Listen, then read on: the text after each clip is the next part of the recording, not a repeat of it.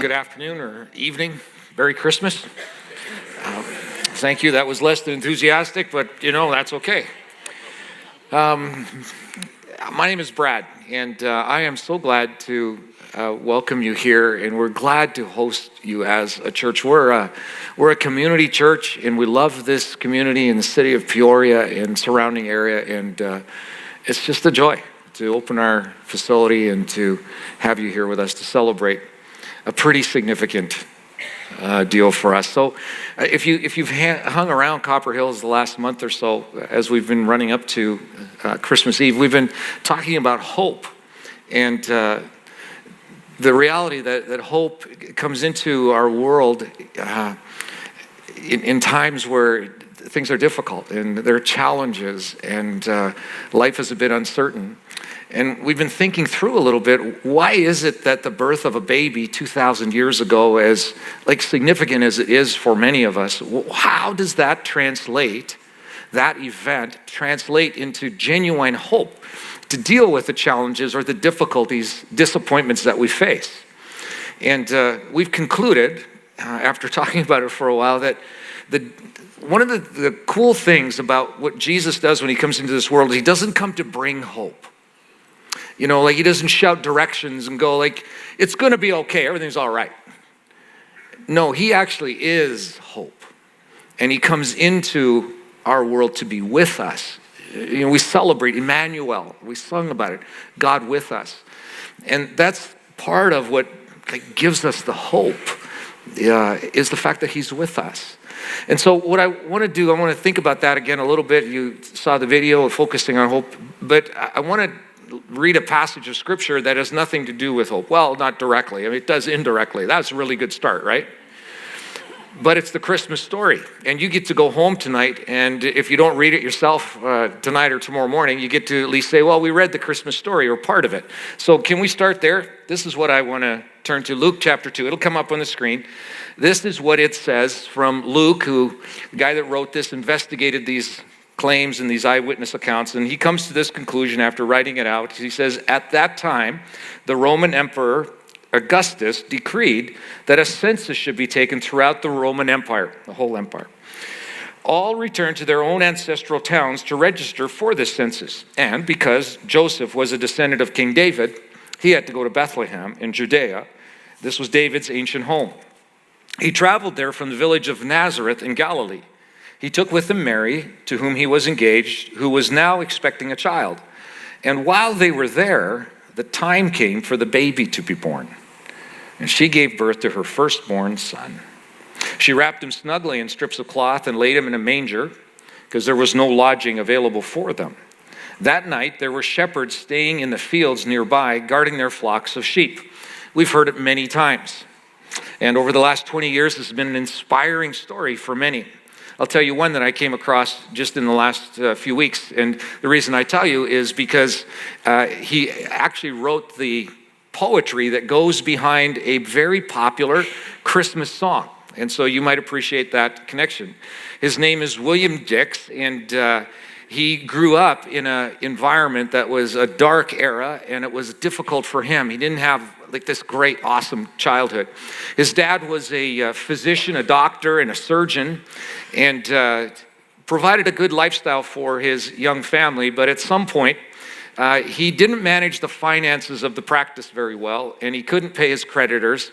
And that created a bit of despair for him, as you can imagine. And he found alcohol as a way to mask it and to get out from under it. And that just made things worse for the family. So when William was 8 years old, his dad abandoned the family and sailed over to America here. And William was raised by his grandparents. Some of us know a little bit about that. And his granddad owned a soap and candle making factory, and so that's where William kind of cut his teeth in getting some experience, some job experience. And as he developed, as he grew into his teens and early 20s, his grandfather noticed some acumen for business and suggested that that's the route that he should go for his career choice. And that's what he did. Went to college, and when he graduated, he began working for a maritime insurance company as an insurance representative. And He met and married love of his life, Juliet, when he was 27 years old, began this career all around that same time. Eventually, they would become parents of 7 wonderful children. But only about 2 years into their marriage, William got sick, like really critically ill. And as his health deteriorated, it got to the place where it was debilitating for him, and he couldn't actually get out of bed. He was bedridden for many months, and that just took him deeper and deeper into a place of despair and discouragement and depression.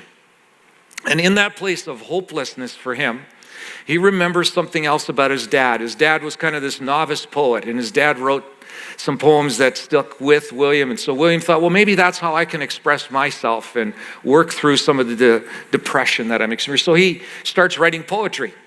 And one of the poems that he writes is called The Manger Theme, is what it's called. And it comes out of this passage that I just read from Luke.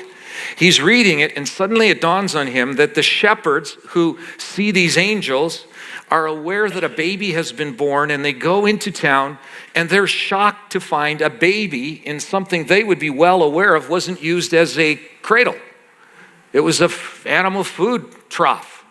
And they must have been surprised. And he begins to think about this, and he writes a poem coming out of that through the shepherd's viewpoint and eyes. And in the first stanza of his poem, he asks the question, who is this in this manger? It should be hay and straw, but it's a baby, so who's the baby? And in the second stanza, he asks the logical question, why is he there? Like, who is he and why is he there? And that 5 years later would be turned into a song that we sing at Christmas. Though William doesn't refer to this passage, there's a passage I want to read to you, a text from the New Testament that in some ways captures those two questions of like, who's in the manger and why is he there? But it's usually a passage that would be read at Easter, not so much at Christmas, but it's a brilliant Christmas passage. So it's Christmas, right? Can I do this? Okay, so this is from Philippians chapter 2. This is what it says. Jesus, describing the baby in the food trough, right? Jesus, this is who he is, had equal status with God, but didn't think so much of himself that he had to cling to the advantages of that status no matter what. Oh, not at all. When the time came, he set aside the privileges of deity, and he took on the status of a slave and became human, or he could have said he became a baby in an animal food trough. And then having become human, he stayed human. It was an incredibly humbling process, if you can imagine. He didn't claim special privileges. Instead, he lived a selfless, obedient life. And then he died a selfless, obedient death, the worst kind of death at that. Crucifixion. Those 6 short sentences, if we could grasp what it is that is being pointed to, we would gasp in the way that those shepherds gasped to see a baby in a food trough. Quick question for you. Those of you that have children, and children sometimes lead to grandchildren, which it would be great if we just passed the children and went right to the grandchildren. That's a pretty cool thing, right? But if you've had children, let me tell you this. So let me ask you this. Do you remember the birth? Particularly if you're a woman, yes, for sure. I remember, I'm not a woman, but I remember the birth of our 3 children when they all kind of like squirted into the world, right? Maybe not the best metaphor, but you get what I'm saying, right? I was there for 2 of the 3. The third, I was a little late showing up because toward the end, it just happened so quickly. But I got there, got through the doors of the delivery room. Nurse throws on a disposable yellow gown and puts a baby in my hands. That baby right there she is. And I still get that kind of emotional tingle when I think of that story. But I got to tell you, it didn't dawn on me in that moment that Katie started out as an embryo less than the size of half a grain of sand. It didn't dawn on me. I just thought of the wonder of the birth and the wonder of, and oftentimes we think of the wonder of the King of the universe in that trough, and we forget where he came from. We forget who he is. And yes, it's hard to think that baby started out like Jesus started out as an embryo smaller than the size of half a grain of sand. But the text tells us that wasn't his start. That was his start here. But he has been around forever. The text says that he's co-equal with God. If you read some other texts, you're going to discover that he was there at creation. He was part of it. He was forming the world and making it all come to be. And he was there before that. Like eternity past, as far as anybody could ever imagine. He was part of that. He was there. And then humans come onto the planet and he walks the human story with them for centuries and millennia. And this is who's in the manger. This is the God of the universe. How did he do this? How did he compress this God that exists outside of time and space beyond an ever-growing complex universe? How did he ever compress himself into the size of an embryo smaller than half the size of a grain of salt or sand? That's incredible. It's an amazing thing. Objective onlookers, to think of that, would have to conclude this is a stunning demotion in status. Someone has lost some serious stature in this journey to become human. Anybody here really fond of getting demoted and demotions? Like that's just your thing? You really like that? Imagine this. You buy the first class ticket to go away on a family vacation. There's a ticket snafu. You show up for your seat and you don't have a first class seat. And your seat now has been reassigned on the other side of the curtain. If you ride economy, you know what I mean. The other side of the curtain. And your new seat assignment is 32E. It's a middle seat. It's at the back of the plane. It's next to the bathroom. Okay? It's where the riffraff travel. Are you happy about that? Do you like that demotion? Does that go, oh, this is going to be a great vacation? No, you're going to say something about it. You might even get back after the trip and dial up your lawyer. Someone's going to pay for this demotion. Or like happened to me this last week, Amazon messed up an order. I take it back to the place where I have to send it back to Amazon, and there's a 30-minute queue. I love standing in line. I do. And what I love even more is standing in line for almost half an hour and someone cuts into the line. And now my wait just got 5 or 10 minutes longer. I just got demoted. Tiny little demotion. I did not feel good about it. I was not happy with it. Or get this one. You're the oldest child or grandchild, and finally, after 16 long years, you have been promoted to the adult table at Christmas dinner. Only to have an uninvited adult come along and you get demoted back to the kids' table. Are you okay with that? No, you're not. None of us want to be demoted. You know why? Because to be demoted means to be marginalized or to be thought of as less than, or at least feel that way, to be taken advantage of. Nobody likes that. You book a table at a restaurant, you book a car at the rental car agency and they don't have it ready for you, or they give you a different table. What do? You go someplace else. Because we don't want that we don't like that. Chances are pretty high you're not going to be okay with that. I'll say it again. We detest being demoted. Here's the irony. The wonderful, exciting celebration of Christmas that brings us all together here is the single greatest story of demotion in the annals of history. Here we have Jesus, who is divine. He's part of the Godhead, fully part of the Godhead. He's enjoying the marvels of his divine status and the prestige of being God. And there are a few benefits with being God. There really are. He's overseeing and being praised by an ever-expanding, immeasurably vast universe. And he voluntarily, nobody asked him to do it, he voluntarily comes to live as a limited human being, an embryo the size of half a grain of sand on a tiny pinprick planet that's a mess. And the reason it's a mess is because along the way, a group group of people said, God, you might be great and you might be good, but I want to do it on my own. I don't want to live in that way. I don't want you to tell me what to do. I don't want that. And so lived independent of him, and that's what we've done. And this is the place where God comes himself to be with us. This is a demotion of the highest kind. Many years ago, I was working in the corporate marketplace, and I'd been with the company for about 9 years. I'd started as a junior on the totem pole, but I'd made it my intent that I was going to excel and I was going to do well, and I said yes to almost every promotion that came my way because I was going to climb the ladder. And after 9 years with the company, I was managing one of the larger flagship operations, and our company was kind of in a prime place to be taken over by a larger company, and that's what happened.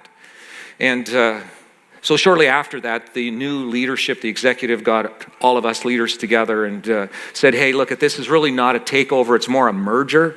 And so nobody's going to lose their job. We're all going to be part of the team. We'll just put the two companies together and it's all going to be okay. And that really comforted me because I'm a dad with 3 kids, 6 and under, and I don't have any other gig going on, and I don't know how I'm going to pay the bills if this falls apart. And I've given 9 years, I've sacrificed for this. I've lived in some podunk kinds of places on my way up the ladder, and I just can't imagine that this would come to an end.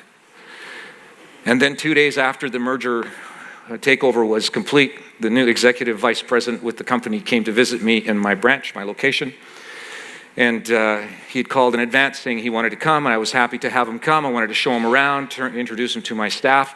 He got there, and I got paged that he was in my office. I was meeting with someone else, and so I walked into my office, and there he was already. He was sitting in a chair across from my desk. I greeted him, and he didn't say a word to me. That was a little odd. So I took my seat, sat behind my desk. I greeted him again, not a word. He reached his hand into his suit pocket, pulled out an envelope, slid it across the desk, and said, we've decided we don't need you anymore. And I had some things I wanted to tell him. I was not okay with this. I said, why? Why would you do that? He said, well, you've been at this location for 9 years and it's not really excelling. And I said, hold on just a second, tell you something. I've been here 3 months. I was brought here to kind of turn this thing around. What do you mean 9 years? You don't even know me, do you? How could you make a decision and not even know the facts? And I had other choice things I wanted to say to him. Because nobody wants to be unjustly demoted. I thought this last week, is there a time where I have voluntarily gone through the demotion process? And I, occasionally, let someone get ahead of me in traffic, though, traffic is driving is a competitive sport as well. There's other things that I do periodically, but I have never ever voluntarily chosen a downward mobility path or journey. Because that's anathema to me. Moving forward, doing more, and yet here is the God of the whole universe. Says, I am going to pick a downward mobility path. I'm going to become less. I'm going to become a servant. I'm going to go be a baby in a feeding trough. That's what I'm going to do. And you'd think, okay, that's about as low as he needs to go. He didn't even have to do that, right? But apparently he can go lower. Mary and Joseph, Jesus' mom and dad, live in Bethlehem probably a couple of years trying to get themselves kind of sorted out, and they're away from family, they're home up north, a job, that kind of thing. They kind of make do, I guess. And then they get word from the diabolical, self-righteous, egomaniac king that he's heard that there's a special king that's been born, and he feels threatened. And so, as unbelievable as this is, he propagates an infant genocide. It's unthinkable, right? Well, Mary and Joseph realize that's coming. They scoop up Jesus one night and they flee the country. They go to a foreign country and now they're refugees. For the God of the universe is a refugee. Well, it couldn't get lower than that. I mean, you couldn't humble yourself, not voluntarily lower than that, could you? Well, maybe. Jesus, as an adult, appears to get some traction, and you think, okay, finally the thing's turning around, right? He's got some, public profiles, doing some great things, and then he tells people, I came as a servant, I came to serve, and on the Thursday night before the fateful weekend, he gathers with his friends for dinner and takes off his outer clothing, gets a basin of water and a towel, gets on his hands and knees and washes the dirty, dusty feet of his friends because he wants to serve them. Voluntarily. And he's the leader. And you think, okay, that's it. Well, no, that was Thursday night, and then Friday happened. And Jesus is arrested on trumped up charges. He's beaten. He's convicted of things just not true. And when he has his moment to defend himself, like I did with my boss, he's just quiet, as if to hasten the judgment. Doesn't even stop it. Doesn't defend himself and go, hey, you know who I am? Goes through with it. And then he's nailed to a cross and he dies, which is this is the author of life, right? It's not just somebody. It's the one who makes life, gives up his life. Come on. How low can you go? How humble? How far can you voluntarily demote yourself? It's truly amazing. Amazing what he does. And that's the first question that William Dix asks in his poem. Who exactly is that? That's the God of the universe over there. That's who that is. Then the logical question is, well, why? Why would he do that? It's all voluntary. Like, why would he do that? I want you to know throughout the text of the scripture from beginning to end, there's one reason only. Because he is uncontained, unmatched, ridiculous, lavish love for you. That's why he did it. If you were to ask him today, so what was in your mind? He would say, well, I'm hopelessly in love with the people I've created. I call them by their first name. I know their world. I know their life. I know everything about them. I made them. They're treasures to me. I love them so much. That's why I did it. That's why I volunteered for it. And that's why I took that demotion pathway. That's the why. That's the why I did it. Often, for us, we think that the response to that he's hoping for, that we would clean up our behavior, that we would tidy some things up, that we would clean some matters up, that we would become better people, because obviously that would be why he would love us, so that we would kind of get on some kind of improvement plan, right? No. He doesn't come out of love because he's empathetic or sympathetic or codependent. He's simply raw, unfettered love is why he does this. That's the why. One of my favorite authors that I read is a guy by the name of Brennan Manning.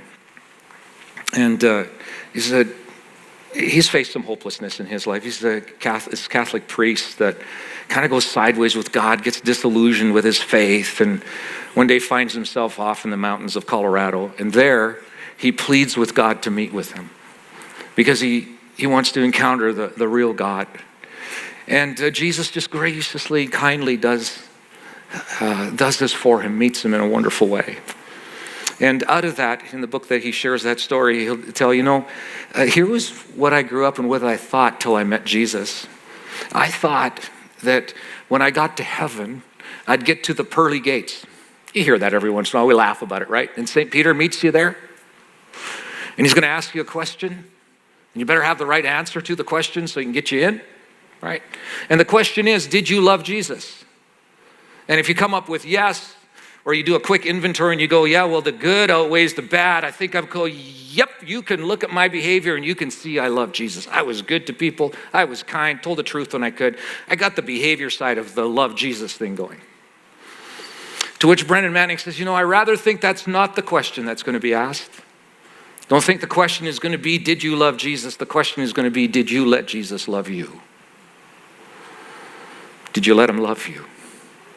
Because he crossed the universe to come here, to become an embryo smaller than half the size of a grain of sand, to show the world the depth of his humility and the breadth of his love. And his whole idea was, if they just see how much I love them, if they see that I have set aside all that heaven offers me and I humble myself, take a path of demotion, you know what they'll do? They'll be amazed at how I love them and they'll love me back. And we'll do life together, all of life together. We'll live in dark times and good times together. We'll just do all of life together because that's the infectious power of my love. When people know they're loved, they respond in love and they love other people. And I'm gonna put all my eggs in that basket. That's what's gonna happen. And that's still what he hopes for. He wants to love you because he thinks you'll love him back when you find out how wonderful he is. So can I ask you something tonight? Have you ever seriously let Jesus love you? You might say, well, I've performed for him. I've tried to make sure there's enough good to offset the bad because I've always thought the question was, do I love him? And no, the question is, have you ever seriously let him love you? He loves you. William Dixon, his poem that 5 years after he wrote it, became this Christmas carol. Have you guessed which Christmas carol it is yet? Yeah, that's right. What child is this? And that's the first question he asked. So who is that in the manger? Who is that? And then he asked the question, why would he be there? And the rest of the song, Butch, why don't you come up with a team? The rest of the song kind of explains who it is and why he's in that manger. So what child is this? What's the God of the universe? In the form of a baby who came to our world out of desperate love for you and me, so you and I would allow ourselves to be loved by him. It's the most amazing story of Christmas, isn't it? It's so amazing. Jesus, thanks for coming into our world. You could have come in so many different ways, just raw power, just straighten it all out. But you chose the strangest way, the weakest way, the unexpected way, but the way that is just saturated with love and goodness and mercy and grace. What a story we have. So Jesus, may we be people who increasingly allow you to love us. Would you do that, Jesus? Amen.